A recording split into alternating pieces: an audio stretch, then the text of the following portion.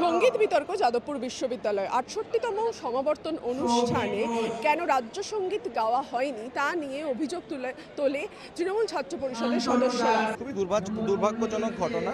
আমাদের national anthem, জাতীয় গান কোনো কিছুতেই অসুবিধা নেই, অসুবিধা থাকারও কথা নয়, কিন্তু রাজ্য সঙ্গীত একটা রাজ্যের ইউনিভার্সিটিতে গাওয়া হলো না, খুবই দুর্ভাগ্যজনক। আমাদের কোথাও মনে হয় ভাইস চ্যান্সেলর গভর্নরকে বেশি খুশি করার জন্য হয়তো সেই গানটা গায়নি। এটা খুবই দুর্ভাগ্যজনক ঘটনা।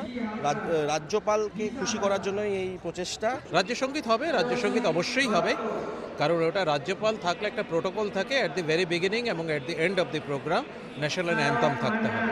রাজ্য সঙ্গীত অবশ্যই হবে। অনুষ্ঠান চলাকালীন যেহেতু রাজ্যপাল বসে আছেন এবং সেখানে একটি প্রোটোকল থাকে জাতীয় সঙ্গীত এবং বন্দে মাতরম, তাই গাওয়া হয়েছে। রাজ্য সঙ্গীতও গাওয়া হবে গোটা অনুষ্ঠানের মাঝেই, এমনটা জানিয়েছেন উপাচার্য চিরঞ্জিত ভট্টাচার্য।